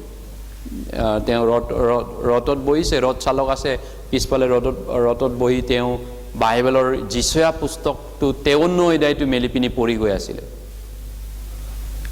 বহুত ইম্পৰ্টেণ্ট এটা অধ্যায়, যিটো নেকি ভাৱবাণী আছিলে, যীশুৰ সুবাৰ্তাটো আছিল, যীশুৰ সুবাৰ্তা আছিলে। আৰু তেওঁ বুজি পোৱা নাছিল কাৰণে তেওঁ শাস্ত্ৰটো পঢ়িছে, নপুংসকে বুজি পোৱা নাই। তেতিয়া পবিত্ৰ আত্মাই ফিলিপক ক'লে যে সেই মানুহজনৰ ওচৰত যোৱা তুমি। তাৰপিছত তেওঁ গ'ল। তাৰপিছত ফিলিপে সুধিছে আপুনি যিখিনি শাস্ত্ৰ পঢ়িছে অংকখিনি সেইখিনি আপুনি বুজিব পাৰিছেনে? তেতিয়া নপুংসকে কৈছে মই কেনেকৈ বুজিম, কোনোবাই বুজাই নিদিলে শাস্ত্ৰৰ কথাখিনি মই কেনেকৈ বুজি পাম? কোনোবাই বুজাই দিব লাগিব, তেহে মই বুজি পাম। তাৰপিছত নপুংসকে সুধিছে এই যিচয়া পুস্তকখন যিজনে কাটিবলগীয়া বেৰাৰ দৰে, নোমৰ দৰে কাটিবলগীয়া বেৰাৰ দৰে কাটিব লৈছে, এইজন কাৰ কথা কৈছে? যিচয়াই নিজৰ কথা কৈছে নে আন কাৰোবাৰ এজনৰ কথা কৈছে? তেতিয়া নপুংসকক ফিলিপে সুবাৰ্তা প্ৰচাৰ কৰিলে যীশুখ্ৰীষ্টৰ বিষয়ে। আৰু যীশুখ্ৰীষ্টৰ বিষয়ে সুবাৰ্তা যেতিয়া শুনিলে, বিশ্বাস কৰিলে যীশুৰ মৃত্যু আৰু পুনৰুত্থানৰ বাৰ্তাটো, তাৰপিছত লগে লগে বিশ্বাস কৰিলে এই নপুংসকে আৰু লগে লগে বাপ্তিস্ম লৈছে, লগে লগে, ইমিডিয়েটলি, লগে লগে। গতিকে বাপ্তিস্ম নতুন জন্ম পোৱা খ্ৰীষ্টিয়ানৰ এটা প্ৰধান আজ্ঞা হয় প্ৰভুৰ, যে বিশ্বাস যদি কৰিছে বাপ্তিস্ম লোৱাটো প্ৰভুৰ আজ্ঞা হয়। এইটো ধৰ্মীয় খ্ৰীষ্টিয়ান ধৰ্মৰ পদ্ধতিৰ প্ৰথম ক্ৰিয়াটো, প্ৰথম কাৰ্যপন্থাটো, ৰীতিটো, প্ৰথম ৰীতিটো, নিয়মটো, বিধিটো বিশ্বাস কৰাৰ পিছত লগে লগে বাপ্তিজিম গ্ৰহণ কৰাটো। এইটো বাইবেলৰ মতে শুদ্ধ হয়, লগে লগে লোৱাটো, বুজি পোৱাৰ পিছতেই লগে লগে লোৱাটো। কিন্তু বুজি নোপোৱাকেতো লৈ লাভ নাই, বুজি পোৱাৰ পিছতে লোৱা উচিত। কিন্তু বুজি পোৱাৰ পিছত আকৌ লেহেম কৰি থকাও উচিত নহয়, কাৰণ তেওঁ লগে লগে বুজি পাইছে, লগে লগে ৰাস্তাতে পানীত নামি গৈছে। আৰু পানীত নামি কোনোবাই বাধা দিছে নেকি? মোক বাধা দিব পৰা কিবা শক্তি আছে? ইয়াতে পানী আছে, ইয়াতে মোক বাপ্তিস্ম দিয়ক। কাৰণ লগে লগে তেওঁ সুবাৰ্তা বুজি পাই লগে লগে বাপ্তিস্ম গ্ৰহণ কৰিছে। এইটো বাইবেলৰ মতে শুদ্ধ প্ৰক্ৰিয়া, নহয়নে? হয়। গতিকে এইটো এটা আমাৰ খ্ৰীষ্টিয়ানৰ কৰিবলগীয়া কাৰ্যপন্থা নতুন জন্ম পোৱাৰ পিছত। দ্বিতীয়টো হৈছে প্ৰভুভোজ আমি গ্ৰহণ কৰোঁ। 1 কৰিন্থী 11 অধ্যায় আমি চাওঁ। 1 কৰিন্থী 11 অধ্যায়, 1 কৰিন্থী 11 অধ্যায়,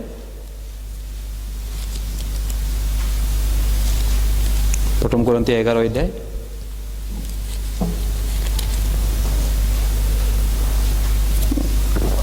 1 কৰিন্থী 11 অধ্যায়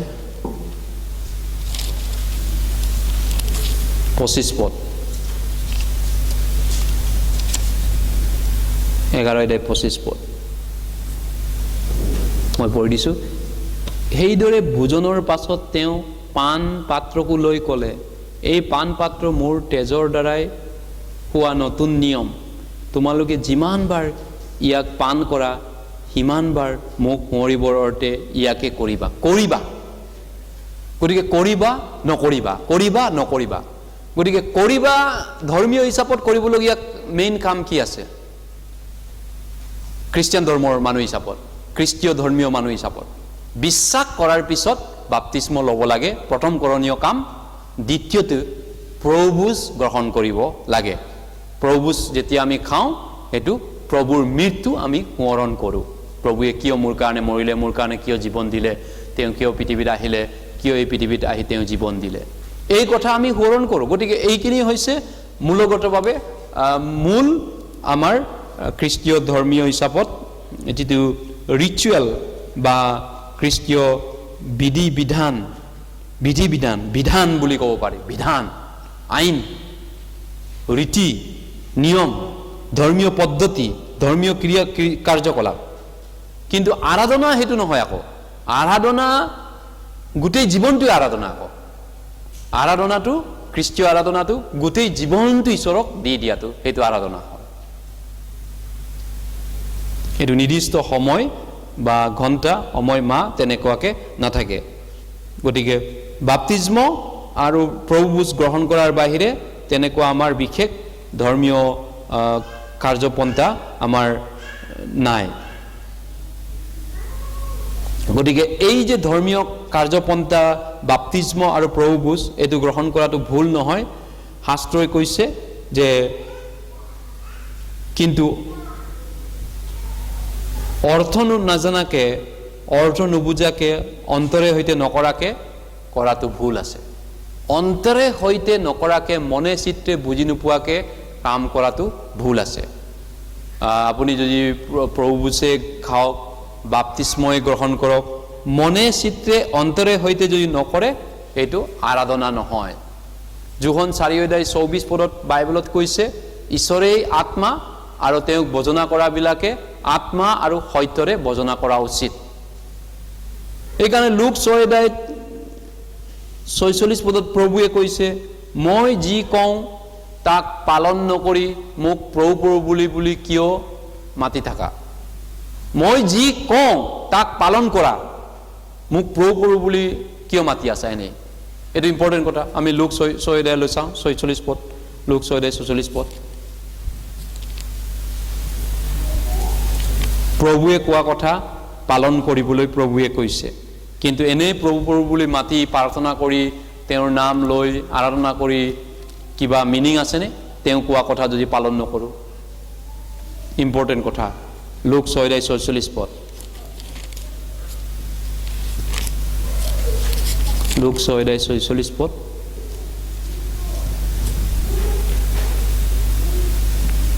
6:46 লুক 6:46 আৰু মই যি কওঁ তাক পালন নকৰি মোক কিয় প্ৰভু প্ৰভু বুলি মাতা? হয়, গতিকে মিনিংলেছ আৰাধনা, মিনিংলেছ ধৰ্মীয় পন্থাটোৰ ভেলু নাই, নহয় দিয়াটো। আপুনি যদি অৰ্থ নাজানে, অৰ্থমতে অৰ্থপূৰ্ণভাৱে আৰাধনা কৰা নাই, অৰ্থপূৰ্ণভাৱে ঈশ্বৰক ভজনা কৰা নাই, অৰ্থ থকাকৈ অৰ্থ মিনিংটো যদি আপুনি জানা নাই, অন্তৰে সৈতে আপুনি কৰা নাই, এনেই অন্তৰখন নাই, মনটো নাই, এনেই নিয়মটো কৰি আছে আপুনি, এইটো মিনিংলেছ, কাম নাই, অৰ্থ নাইকিয়া কথা। এইটো মন নাই কিন্তু এনেই নিয়মটো পালন কৰি আছে। গীৰ্জাত যাব লাগে গৈ আছে, প্ৰাৰ্থনা কৰিব লাগে কৰি আছে, গান গাব লাগে কাৰণে গায়, হোৱাটছএপত আপডেট দিব লাগে কাৰণে আপডেট দিয়ে। জাষ্ট মন নাই, অন্তৰে সৈতে মনে চিত্ৰৰ সৈতে নাই, কিন্তু নিয়ম মাফিক কৰি আছে। ঈশ্বৰে এইটো ঘৃণ কৰে কৈছে। তেনেকুৱা কাৰ্যটো ঈশ্বৰে ঘৃণ কৰে। অন্তৰে সৈতে যদি নাই সেইটো অৰ্থ নাইকিয়া আৰাধনা, অৰ্থ নাইকিয়া ঈশ্বৰক প্ৰাৰ্থনা, অৰ্থ নাইকিয়া ঈশ্বৰক সেৱা উপাসনা হয়। অৰ্থ নাই, ভেলু নাই সেইটো আৰাধনাটো, অৰ্থ নাই সেইটো পূজা পাতলটো, কোনো অৰ্থই নাই সেই উপাসনাটো, বন্দনাটো। গতিকে উপাসনা, বন্দনা, আৰাধনা ভেলুলেছ হৈ পৰিব। এইকাৰণে মতি 15 আমি চাওঁ, মতি 15:8 মতি 15:8 মনে চিত্ৰে নকৰিলে ঈশ্বৰে সেইটো গ্ৰহণ নকৰে। নিয়ম মাফিক কৰাটো ঈশ্বৰে গ্ৰহণ নকৰে। মতি 15:8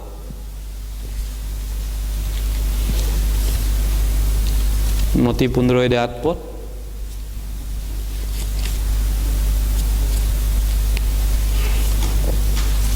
মতি 15:8 মেথিউ চেপ্টাৰ 15:8 এই মানুহবিলাকে উঠেৰে মোক সন্মান কৰে কিন্তু তেওঁবিলাকৰ হৃদয় মোৰ পৰা দূৰৈত থাকে। উঠেৰে, মুখেৰে, উঠখন, অকল মুখখন মানে গানটো গাই আছে, ধুনীয়া গান, মাতটো ধুনীয়া, সন্মান মুখেৰে দি আছে, মনত নাই।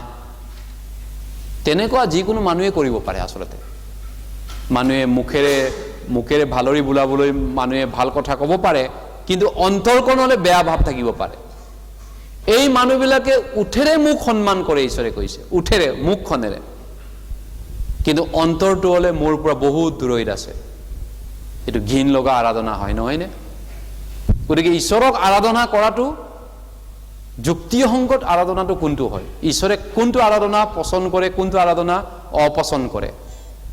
সেইটো পালৰ পৰা যদি আমি চাওঁ, মনে চিত্ৰে সৈতে যিটো আমি কৰোঁ, অন্তৰে সৈতে যিটো কৰোঁ, সেইটোৱে ঈশ্বৰে গ্ৰহণ কৰে অন্তৰৰ সৈতে নকৰাটো এনেই ওপৰে ওপৰে এনেই ওপৰত পৰি বাইদত পৰি নিয়ম মাফিক কৰি দিছো মানুহক দেখাবলৈ সেইটো ঈশ্বৰে ঘিন কৰে সেইটো গ্ৰহণ নকৰে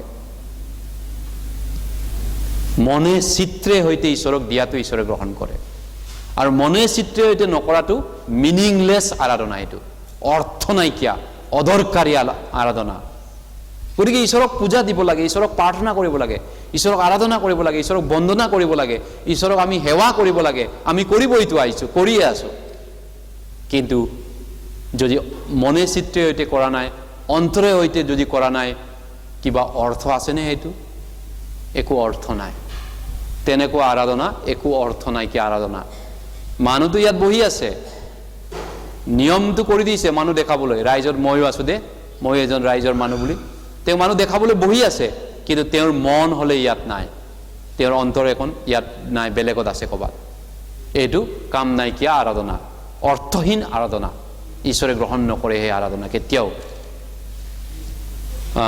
তিত ইব্ৰী ওচৰত আছে তিতৰ পত্ৰ 1 অধ্যায়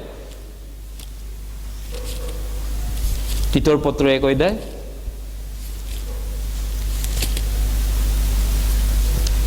ইব্ৰী 9 পাওঁতে পাব তিত 1 অধ্যায়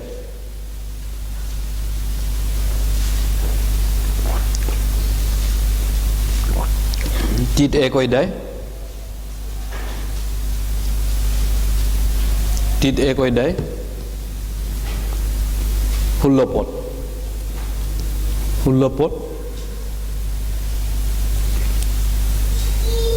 তিতৰ প্ৰতিপত্ৰ 1 অধ্যায় 16 পদ ইব্ৰী 9 পাওঁতে পাব ইব্ৰীৰ লগতে ওচৰতে আছে ঈশ্বৰক জানো বুলি তেওঁবিলাকে মুখেৰে স্বীকাৰ কৰে কিন্তু কাৰ্যৰে অস্বীকাৰ কৰে তেওঁবিলাক ঘিনলগীয়া আজ্ঞা নমনা আৰু সকলো সৎকৰ্মত অকামিলা এনেকুৱা মানুহ আছে নেকি আমাৰ মাজত কোনোবা এতিয়াও ইয়াতে বহি থকা বিলাকৰ মাজত এনেকুৱা লোক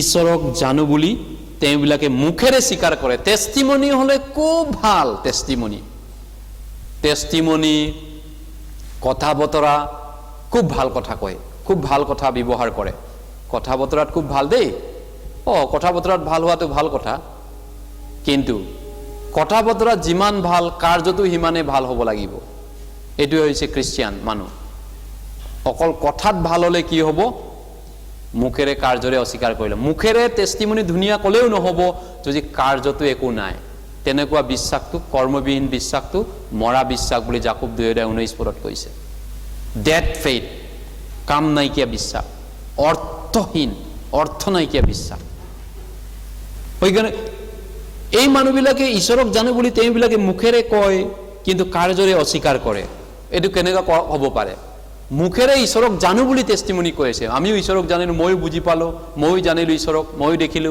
ময়ো শুনিলো ময়ো বুজি পালো কিন্তু মুখেৰে ধুনিয়া কথা কৈ আছে কিন্তু কাৰ্যত হলে তেওঁৰ জিৰো তেনেকুৱা লোক বিলাকৰ কথা ইয়াতে কৈছে তেওঁবিলাক ঘিনলগীয়া আজ্ঞা নমনা মানুহ ঘিনলগীয়া আজ্ঞা নমনা ঈশ্বৰৰ আগত ঘিনলগীয়া আজ্ঞা নমনা আৰু সকলো সৎকৰ্মত অকামিলা মানুহ কাম নাইকিয়া মানুহ এনেকুৱা আৰাধনা এনেকুৱা ভক্তি এনেকুৱা উপাসনা কিবা ভ্যালু আছেনে নাই গতিকে প্ৰকৃত আৰাধনাটো কি হয় তেনেহলে প্ৰকৃত আৰাধনা আমি নিজৰ জীৱনটো ঈশ্বৰক গোটেই জীৱনটো ঈশ্বৰক দি দিয়াটো গোটেই মোৰ লাইফটো ঈশ্বৰক সমৰ্পণ কৰাটো মোৰ জীৱন মোৰ শৰীৰ মোৰ আত্মা মোৰ প্ৰাণ মোৰ একোৱে নহয় মোৰ টকা মোৰ পইচা মোৰ বুদ্ধি মোৰ জ্ঞান মোৰ হাত ভৰি মোৰ চকু মোৰ নাক কাণ মোৰ ঘৰ মাটি সম্পত্তি লৰা ছোৱালী পৰিয়াল যিমান যত যি মোৰ আছে মোৰ এটাও নহয় হেতু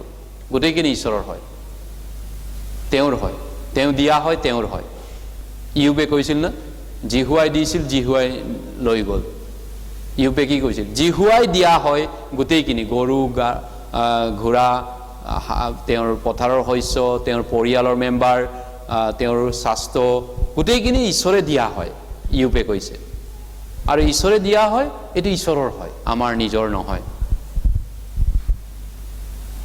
এনে স্থলত আৰাধনা উপাসনা এইটো নহয় যে আমি বছৰেকৰ মূৰত নামদাৰী খ্ৰীষ্টানবিলাকে কৰাৰ দৰে খ্ৰীষ্টমাছৰ দিনা আমি বিশেষ এটা সময়ত আৰাধনাটো সীমিত কৰিম বছৰেকৰ মূৰত এবাৰ বা দেওবাৰত ৰবিবাৰে আমি 1 ঘণ্টা 1.5 ঘণ্টা এটা সময় বান্ধি ল'ম এইটো আৰাধনা কৰিম বাকিটো আমি নকৰোঁ এইটো আৰাধনা কাম নাইকিয়া আৰাধনা তেন্তে আমি প্ৰভুৰ দিনত সানডে কিয় আমি গোট খাওঁ সানডে আজি ৰবিবাৰে আমি কিয় গোট খাইছোঁ এইটো এটা ভুল ধাৰণা আছে যে এই সানডে দিনটো প্ৰভুৰ দিনটো কিছুমান মানুহে ভাবে যে বৰ্তমানত খ্ৰীষ্টিয়ানবিলাকে যেটো নেকি সানডে ঈশ্বৰক সেৱা কৰে গোট খাই আৰাধনা কৰে ৰবিবাৰৰ দিনটো তেওঁলোকে ভাবে যে আগৰ কালৰ যিহুদীবিলাকৰ যেটো নেকি বিশ্ৰাম দিনটো তেওঁলোকে পালন কৰা বুলি যিহুদীবিলাকে যেনেকৈ বিশ্ৰাম দিন পালন কৰিছিল প্ৰত্যেক সপ্তাহত যিহুদীবিলাকে বিশ্ৰাম দিন যেনেকৈ ৰাখিছিল এতিয়া আজিৰ খ্ৰীষ্টিয়ানে ভাবে যে আমি ৰবিবাৰৰ দিনটো সানডে দিনটো আমি এই বিশ্ৰাম দিন হিচাপত ৰাখিছোঁ তেনেকুৱা হয়নে এইটো নহয় বিশ্ৰাম দিন নহয় সানডেটো ৰবিবাৰৰ দিনটো মূল কথাত ক'বলৈ গ'লে এইটো বিশ্ৰাম দিন নহয় সাবাত নহয় বিশ্ৰাম দিন নহয় এইটো সানডেটো সানডে যিহুদীবিলাকৰ সানডে কিবাটো বিশ্ৰাম দিনটো শুকুৰবাৰ সন্ধিয়াৰ পৰা শনিবাৰ সন্ধিয়ালৈ মূলভাৱে ক'বলৈ গ'লে বিশ্ৰাম দিনটো শনিবাৰটো হয় যিহুদী কেলেণ্ডাৰ মতে তেওঁলোকৰ মতে শনিবাৰটো এই শনিবাৰটোকে তেনেহ'লে খ্ৰীষ্টিয়ানে সানডেলৈ বদলি কৰিলে নেকি বিশ্ৰাম হিচাপত সেইটো নহয় খ্ৰীষ্টিয়ানবিলাকে সানডে দিনা গোট খাই ঈশ্বৰক আৰাধনা কৰে তেওঁলোকে কিয় গোট খায় কাৰণটো হৈছে তৃতীয় দিনা সানডে দিনাখন যীশুৱে মৃত্যুক জয় কৰি জি উঠিছিল যীশুৱে মৰাৰ পৰা পুনৰুত্থান হোৱা মৃত্যুক জয় কৰি উঠা দিন হয় সেইকাৰণে তেওঁলোকে খ্ৰীষ্টিয়ানবিলাকে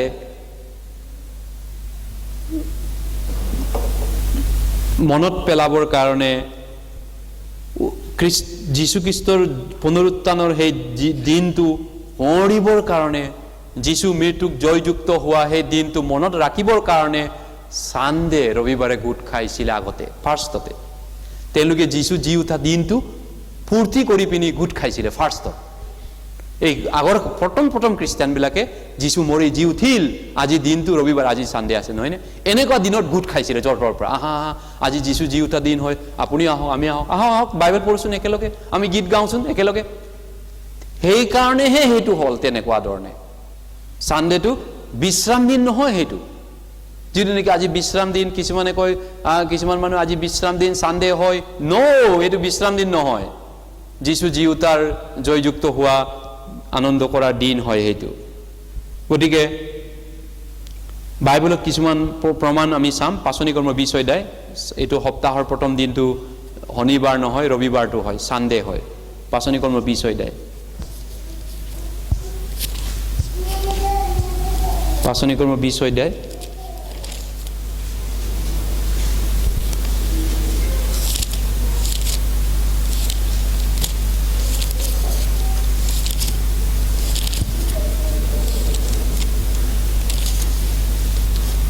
Bishoda 7 pad 20 Acts chapter 20 verse 7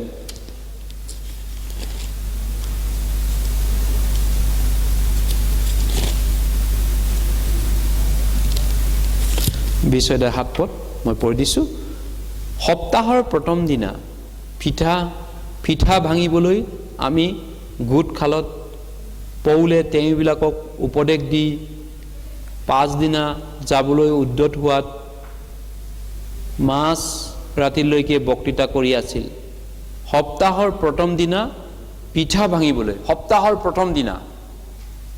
প্ৰথম দিনটো আপুনি ভাবিব পাৰে সোমবাৰ বুলি নহয় সপ্তাহৰ প্ৰথম দিনটো বাইবেলৰ মতে ৰবিবাৰটো হয় ৰবিবাৰ কাৰণ ঈশ্বৰে যেতিয়া সৃষ্টি কৰি শেষ কৰিছিল সপ্তম দিনা তেওঁ জিৰণি লৈছিল সোমবাৰে সৃষ্টি আৰম্ভ কৰি পিনি শুকুৰবাৰে সৃষ্টি শেষ কৰিছিল 7 নম্বৰ দিনটো তেওঁ পবিত্ৰ কৰি বিশ্ৰাম কৰিছিল 7 নম্বৰ দিনটো আছিল শনিবাৰটো বিশ্ৰাম দিনটো এই কাৰণে সপ্তাহৰ প্ৰথম দিনা এটো যীশু জি উঠা এই দিনটো হয় যীশু যেদিনাখন মৃত্যুক জয় কৰি জি উঠিছিল আৰু সেই জি উঠা এই দিনটোৱে হৈছে সপ্তাহৰ ফাৰ্স্ট ডেটো প্ৰথম দিনটো আৰু এই প্ৰথম দিনটো জি উঠা প্ৰথম এই সপ্তাহৰ প্ৰথম দিনতে তেওঁ মৃত্যুক জয় কৰি জি উঠিছিল আৰু সেই মৃত্যুক জয় কৰি জি উঠা কাৰণে সেই আদি খ্ৰীষ্টিয়ান বিলাকে প্ৰথম খ্ৰীষ্টিয়ান বিলাকে গোট খাইছিলে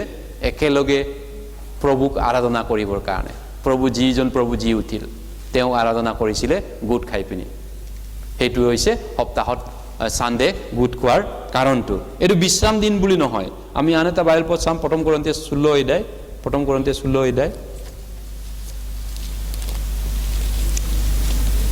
আমাৰ ইয়াতে কিছুমান মানুহ টেষ্টিমনি কওঁতে আজি বিশ্ৰাম দিন বাৰ হয় আমুক হয় তামুক হয় এনেকৈ কিছুমানে কয় সানডেটো বিশ্ৰাম বাৰ নহয় একেবাৰে ভুল নুবুজিব বিশ্ৰাম বাৰ নহয় এটো প্ৰভুৰ দিন হয় প্ৰভু জি উঠা দিন হয় প্ৰথম কৰিন্থিয়াৰ 16 অধ্যায়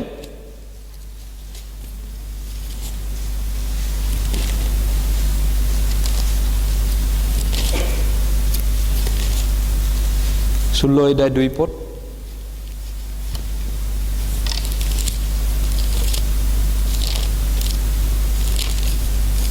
16 অধ্যায় 2 পদ মই যেতিয়া উপস্থিত হম তেতিয়া যেন দান তোলা নহয় এই কাৰণে তোমালোকৰ প্ৰতিজনে নিজ আয় অনুসাৰে সপ্তাহৰ প্ৰথম দিনা নিজৰ ওচৰত হাসি ৰাখিবা সপ্তাহৰ প্ৰথম দিনা এটো সানডে যেতিয়া গোট খাই তেওঁলোকে যীশু জি উঠা কাৰণে খ্ৰীষ্টিয়ান বিলাক যেতিয়া জমা হয় গোট খাই সেই তেতিয়া দান তুলিবা বুলি কৈছে দান ৰাখিবা পৃথক কৰি দানটো থবা গতিকে এইটো এটা তিথি বুলি নহয় তিথি পৰ্বন কিবা পৰ্ব এনেকা বুলি নহয় কিন্তু যীশু জি উঠা কাৰণে ইয়াক তেওঁলোকে পূৰ্তি হিচাপত গোট খাইছিলে আৰু এই দিনটোতে তেওঁলোকে একেলগে আৰাধনা কৰিছিল সানডে দিনাখন গতিকে বিশ্বাসীবিলাক আদিকালৰ প্ৰথম বিশ্বাসীবিলাকে তেওঁলোকে সানডে প্ৰভুৰ দিনত গোট খাইছিল ফাৰ্স্ট ডে সপ্তাহৰ প্ৰথম দিনা যেটো নেকি সানডে হয় আৰু তেওঁলোকে ঈশ্বৰক আৰাধনা কৰিছিল ভজনা কৰিছিল একেলগে আৰু এই পদবিলাকৰ পৰা এটো আমি বুজি পাইছো যে এটো এটা ঐতিহাসিক দিন হয় সানডে দিনটো ইতি ঐতিহাসিক দিন হিষ্টৰিকেল দিন হয় স্যাটাৰডেটো নহয় শনিবাৰটো নহয় শনিবাৰটো যেটো ইহুদিবিলাকৰ বিশ্ৰাম দিন হেতু নহয় কিন্তু সানডেটো এটা ইতিহাসৰ ডাঙৰ দিন হয় মানৱ জাতিৰ উদ্ধাৰকৰ্তাজন জি উঠা দিন হয় আৰু এই জি উঠা দিনটো তেওঁলোকে গোট খাইছিলে একেলগে আৰু আৰাধনা কৰিছিল খ্ৰীষ্টিয়ান বিলাক জমা হৈ একলগ হৈছিল মণ্ডলীত প্ৰথম সেঞ্চুৰীৰ পৰা ফাৰ্স্ট সেঞ্চুৰীৰ পৰা এটো ষ্টাৰ্ট হৈছিল প্ৰথম শতিকাত আৰম্ভ হৈছিল এটো প্ৰথম শতিকাৰ পৰা আজিলৈকে চলি আছে এটো আজিলৈকে এই কাৰণে কিছুমান মানুহে কাল যেটো বিধৰ্মী মণ্ডলী কিছুমান আছে তেওঁলোকে সেভেন্থ ডে এডভান্টেজ বা জিহুবা উইটনেছ এনেকুৱা কিছুমান মণ্ডলী আছে চাৰ্চ আছে যেটো নেকি বিধৰ্মী দল হয় বিধৰ্মী বিপৰীত হয়তৰ বিপৰীত দল তেওঁলোকে বিশ্ৰাম দিন বুলি গিৰ্জাটো শনিবাৰে কৰে সেই বিশ্ৰাম দিনটোৱে গিৰ্জাটো খ্ৰীষ্টিয়ানৰ উপাসনাটো হ'ব লাগে বুলি একাৰণে শনিবাৰে তেওঁলোকে কৰে কিন্তু এটো সম্পূৰ্ণ ভুল হয় শনিবাৰ কৰাটো প্ৰভুৰ দিনৰ দিনটো আমি গোট খাইছো কাৰণ প্ৰভু জি উঠা দিন কাৰণে তেওঁলোকে জমা হৈ আৰম্ভ ষ্টাৰ্ট কৰি পেলালে তেওঁলোকে ষ্টাৰ্ট কিয় কৰিছিল প্ৰভু জি উঠা দিনটোৰ কাৰণে আৰু তাতে তেওঁলোকে গোট খাবলৈ ঘৰ বাৰী এৰি পিনি জমা হৈ তাতে দিনটো আৰাধনা কৰি তেওঁলোকে ঈশ্বৰক সময় দিছিলে আৰু সেই অভ্যাসটো সেই পৰম্পৰাটো আজিলৈকে বৰ্তি আছে প্ৰভু যীশু ঘূৰি নহালৈকে হেতু থাকিব আৰু প্ৰভু যীশু যেতিয়া ঘূৰি আহিব এটো সমাপ্ত হ'ব গতিকে খ্ৰীষ্টিয়ান হিচাপত আমি যেটো গোট খাইছো এটো পুৰণা নিয়মৰ আমাৰ তিথি মাহ এনেকুৱা বুলি বিশ্ৰাম দিন বুলি আমি গোট খোৱা নাই আপুনি ভাবিব যে আমি তিথি মাহ পালন কৰিব ইয়াতে আইছো তিৰুবাব তিথি আমুক তিথি বুলি জগতৰ মানুহবিলাকে যে তিথি পালন কৰে, পূজা পাতল মনত ৰাখে, পৰ্ব পালন কৰে, আমি তেনেকুৱা বুলি অহা নাই ইয়াতে। কাৰণ পুৰণা নিয়মৰ যিবিলাক তিথি পূজা পাতল ৰীতি নীতি সেইবিলাক কলচীয়া 2:2 কৈছে যীশুৰ ছায়াটো আছিলে। যীশু খ্ৰীষ্ট অহাৰ পিছত সেইবিলাকৰ একো অৰ্থ নাই আৰু এতিয়া যীশু অহাৰ পিছত। কলচীয়া আমি চাওঁ, কলচীয়া 2:2, কলচীয়া 2:2,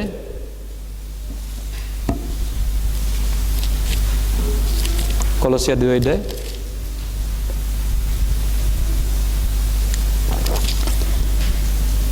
কলচীয়া 2:2,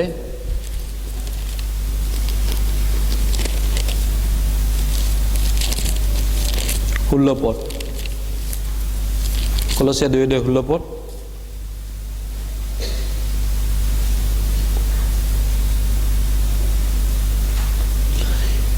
এতেকে ভোজন 16-17 পদ, এতেকে ভোজন বা পাণ বা উৎসৱ বা 9 জুন বা বিশ্ৰামবাৰৰ কথাত কোনেও তোমালোকক সোধ বিচাৰ নকৰক।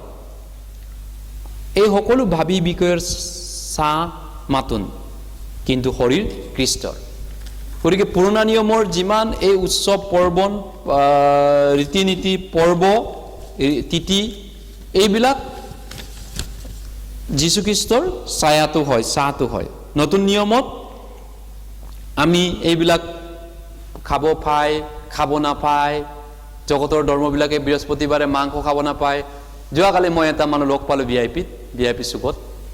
তেতিয়া তেওঁ কৈছে মই আইজলত আছিলোঁ, আইজলত থাকোঁতে বোলে মোক খ্ৰীষ্টিয়ান মানুহ মই লগ পাইছিলোঁ। তেওঁ খ্ৰীষ্টিয়ান মানুহ নহয়, অসমৰ ইয়াৰে মানুহ, স্থানীয় মানুহ। তাৰপিছত কৈছে তাতে খ্ৰীষ্টিয়ানবিলাকৰ ধৰ্মটো খাই বৈ ভক্তি কৰে বোলে। আমাৰ আন ধৰ্মবিলাকে নাখাই নবৈ ভক্তিটো কৰি ল'ব পিছত খোৱাটো, কিন্তু খ্ৰীষ্টিয়ানবিলাকে আগতে খাই বৈহে পূৰা ভক্তি কৰি লয় বোলে। সেইটো তেওঁ তেনেকুৱা ধৰণে ক'লে। কিন্তু এইটো জগতৰ খ্ৰীষ্টিয়ানবিলাকে তেনেকৈ কৰিব পাৰে বা আনবিলাকে নকৰিব পাৰে বা কৰিব পাৰে, সেইটো বিষয় নহয়, আমি বিচাৰ কৰিবলৈ নাযাওঁ। কিন্তু খ্ৰীষ্টিয়ানে কোনো তেনেকুৱা পুৰণা নিয়মৰ ৰীতি নীতিক লৈ বিচাৰ কৰিব নালাগে। এইটো পায়, আজি খাব নাপায়, বৃহস্পতিবাৰে পইচা উলিয়াব নাপায়, শুকুৰবাৰে দিব পায়, শনিবাৰে পায় নাপায়, পায় নাপায়, এনেকুৱা কোনো ৰুল ৰেগুলেশ্যনটো বাইবেলৰ পুৰণা নিয়মৰ ৰেগুলেশ্যনটো নীতি নিয়মটো নতুন নিয়মত নাখাতে। এতিয়া নতুন নিয়মত সেইবিলাক কিয় নাখাতে? পুৰণা নিয়মৰ পায় নাপায়টো নতুন নিয়মত কিয় এতিয়া প্ৰযোজ্য নহয়? পুৰণা নিয়মৰ বিশ্ৰাম দিনটো আমি কিয় এতিয়া পালন নকৰোঁ? শনিবাৰটো বিশ্ৰাম দিন কিয় আমি পালন নকৰোঁ? কাৰণ পুৰণা নিয়মৰ যিমান এইবিলাক ৰীতি নীতি পৰম্পৰা আছিলে এইবিলাক ইব্ৰী 10:1 পদত কোৱা মতে বিধান ভাবি মংগলৰ ছায়া বিকিষ্ট হয়। পুৰণা নিয়মৰ যিমান বিধি বিধান ৰীতি নীতি ৰুল ৰেগুলেশ্যন আছিলে সেই গোটেইখিনি যীশুৰ ছায়াটো আছিলে। এতিয়া যীশু ৰিয়েলিটিটো যীশুক পোৱাৰ পিছত আৰু আমি সেই ছায়াটো আমাক প্ৰয়োজন নাই। ৰিয়েলিটি ৰিয়েল ব্যক্তিত্বৰ ৰিয়েল পাৰ্চন অহাৰ পিছত তেওঁৰ ছায়াটো আমি চাবলৈ প্ৰয়োজন নাই। সেই মানুহজনেই আমাৰ সন্মুখত আছেগৈ। এতিয়া যীশু খ্ৰীষ্ট অহাৰ পিছত এতিয়া আমি যিটো পুৰণা নিয়মৰ গোটেই ৰীতি নীতি যিটো বিশ্ৰাম, সেইটো পুৰণা নিয়মৰ বিশ্ৰামটো আচলতে যীশুত যে মানুহে পৰিত্ৰাণৰ যোগেদি যিটো বিশ্ৰাম পাব সেই বিশ্ৰামকেই কৈছিলে। ইব্ৰী 4:3 আমি চাওঁ, ইব্ৰী 4:3 পদ, ইব্ৰী 4:3 পদ।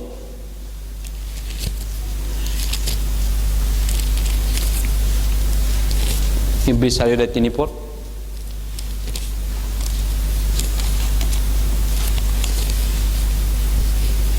ইব্ৰী 4:3 পদ। Hebrew chapter 4 verse 3। কিয়নো বিশ্বাস কৰা যি আমি সেই বিশ্ৰামত সোমাবলৈ পাওঁ। এইদৰে তেওঁ ক'লে, মই ক্ৰোধত এই শপত খালোঁ, এওঁবিলাকে মোৰ বিশ্ৰামত সোমাবলৈ নাপাব। জগত স্থাপনৰ কালত তেওঁৰ কাৰ্যবোৰৰ সমাপ্ত হ'লেও তেওঁ এই শপত খালে। কিয়নো বিশ্বাস কৰা যি আমি সেই বিশ্ৰামত সোমাবলৈ পাওঁ। এই বিশ্ৰাম মানে সোমাবলৈ পাওঁ মানে বিশ্বাস মানে কিহৰ বিশ্বাস? পৰিত্ৰাণ পোৱাবিলাকক কৈছে, চেলভেশ্যন পোৱাবিলাক, উদ্ধাৰ পোৱাবিলাকক। যিবিলাকে সেলভেশন বা উদ্ধাৰ বা মুক্তি পালে তেওঁলোকে বিশ্ৰাম দিন ৰাখিলে, বিশ্ৰাম হৈ গ'ল, তেওঁলোকৰ জিৰণি হৈ গ'ল। এইটো নহয় যে শনিবাৰটো বিশ্ৰাম দিন, আমুক তামুক এনেকা তেনেকা, আজি সানডেটো বিশ্ৰাম দিন, তেনেকা এনেকুৱা কথাটো নহয়, এনেকা কথা নোলাব, সেইটো ভুল আছে, সম্পূৰ্ণ ভুল কথা। গতিকে কিছুমান মানুহ নাজানা কাৰণত তেনেকে এতিয়াও কৈ থাকে, বা আমাৰ ইয়াতে নহ'লেও অন্তত বহুত চাৰ্চত আন গীৰ্জাবিলাকত দেওবাৰটো তেওঁলোকে বিশ্ৰাম দিন বুলি কয়। গতিকে সেইটো সম্পূৰ্ণ ভুল। বিশ্ৰাম দিন এইটো এটা যীশুখ্ৰীষ্টৰ যোগেদি মানুহৰ যিটো পৰিত্ৰাণৰ যোগেদি জিৰণি হ'ব, সেই জিৰণিটোৰ ছায়াটো আছিলে মাত্ৰ, তাৰ পিকচাৰটো আছিলে। ধৰক আপোনাৰ ফটোখন প্ৰিণ্ট কৰি কোনোবাই দেখাইছে আমুকা হয়, এইটো ফটো চাচোন, কিন্তু আপোনাৰ ফটোটোৰ ইমান ভেলু নাথাকে আপুনি লগত মানুহটো থকাৰ পিছত। আপুনি নিজে মানুহটোৱে ঘূৰি আছে, ফটোটো লৈ ফুৰি কি লাভ আছে? আপোনাৰ ফটোটো দেখাই কি লাভ পাব? মানুহটোৱে আহি গ'ল এতিয়া। ঠিক তেনেকে পুৰণা নিয়মৰ যিমান ৰীতি নীতি আছিলে, যীশুৰ ফটো আছিলে, ফটো পিকচাৰ, এতিয়া যীশু নতুন নিয়মত আহিয়ে গ'ল, তেওঁৰ ফটোখন কিয় আমি চাই থাকিব লাগে? তেওঁৰ ফটোখন, যীশু আচল মানুহজন, ৰিয়েল পাৰ্চনজনে আমাৰ মাজত আছে, এতিয়া তেওঁৰ ফটোখন আৰু চাই থকাৰ কিবা ভেলু আছে নেকি? এতিয়া পুৰণা নিয়মৰ বিশ্ৰাম দিনটো যীশুৰ পৰিত্ৰাণটোৰ ফটো আছিলে, যীশুৰ যোগেদি পৰিত্ৰাণ পালোৱে, এতিয়া আৰু পুৰণা নিয়মৰ সেই বিশ্ৰাম দিনটোৰ কিবা ফটোখনৰ আমাৰ কিবা ভেলু আছে নেকি এতিয়া? আৰু এইধৰণে মানুহে ভুল বুজি থাকে যে আমি ঈশ্বৰক আৰাধনা কৰিব যাওঁ, আৰাধনা কৰোঁ, প্ৰাৰ্থনা কৰোঁ, ঈশ্বৰক 1 ঘণ্টাৰ কাৰণে আৰাধনা কৰোঁ, তাৰপিছত শেষ হোৱাৰ লগে লগে নিজৰ লাইনত নিজৰ ইচ্ছামতে আকৌ গুচি যাব। মই যেতিয়া ফিনিছ কৰিম, এই গীৰ্জাখন দুৱাৰ শেষ কৰি গেট বাহিৰ হোৱাৰ লগে লগে মোৰ নিজৰ লাইফ ষ্টাইলত মই গুচি যাম। তাৰপিছত অহা চানডে আকৌ এবাৰ 1 ঘণ্টামান আকৌ আহি কেইটামান গীত গাম, আৰু গীত গাই বাইবেল কেইটামান পঢ়িম, তাৰপিছত ওলাই গৈয়ে মোৰ নিজৰ মতে মই চলিবলৈ আৰম্ভ কৰিম। সেইটো আৰাধনা নেকি?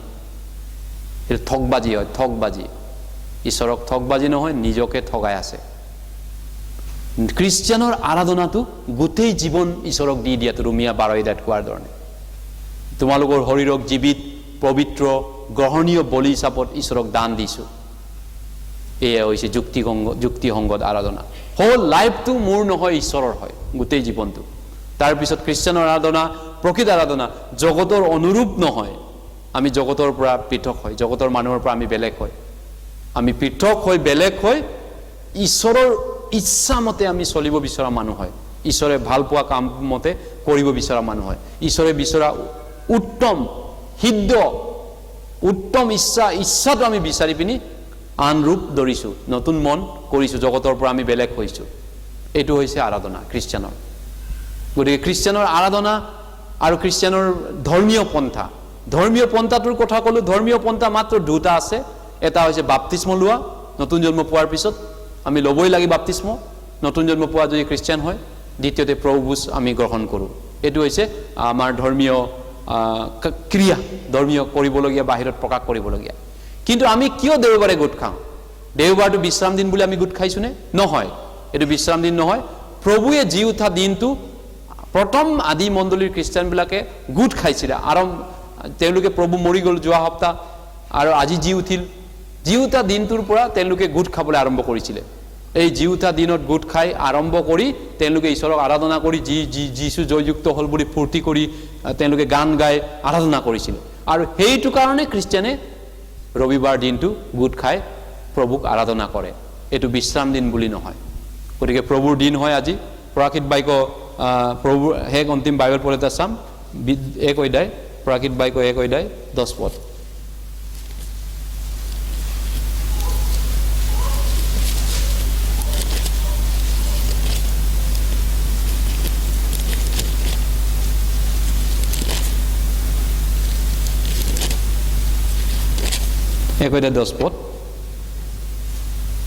প্ৰকাশিত বাক্য 1 অধ্যায় 10 পদ।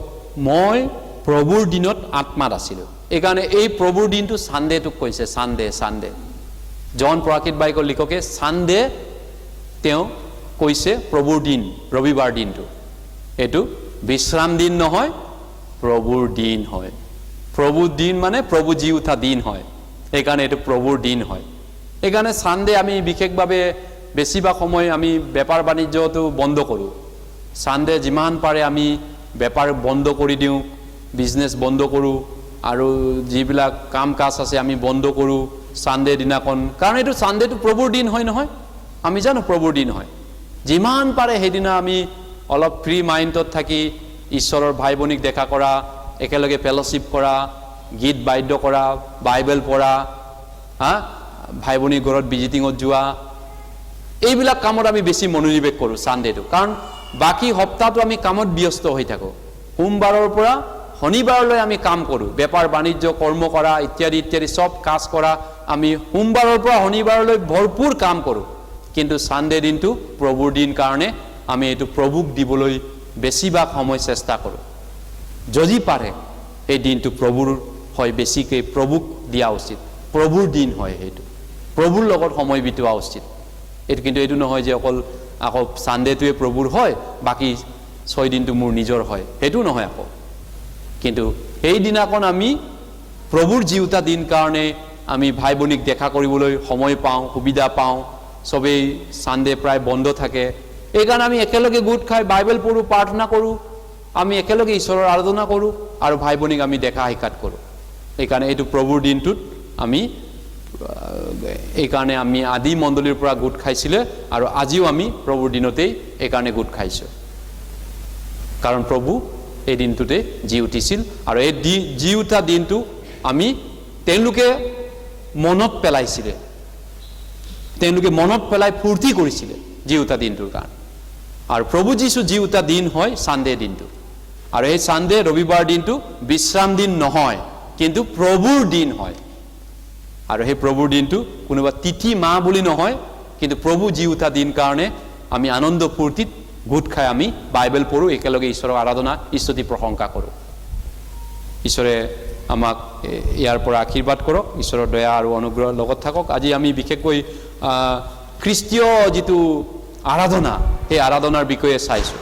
গতিকে আৰাধনা মানে কিছুমানে ভাবে গীৰ্জাত গৈ গীত গাই আধা ঘণ্টামান গীত গালোঁ, এইটো আৰাধনা হ'ল, বাকী সময় আৰাধনা নহয়। নহয়, দিনটো আৰাধনা, 24 ঘণ্টা আৰাধনা, গোটেই সপ্তাহটো আৰাধনা, গোটেই মাহটো আৰাধনা, গোটেই লাইফটো আৰাধনা ঈশ্বৰৰ। নতুন জন্ম পোৱা খ্ৰীষ্টানৰ কাৰণে আমাৰ গোটেই জীৱনটোৱে ঈশ্বৰক আৰাধনা কৰা হয়। আমি প্ৰাৰ্থনা কৰিম। আমাৰ স্বৰ্গত থকা পবিত্ৰ পিতৃ ঈশ্বৰ, তোমাক ধন্যবাদ দিছোঁ।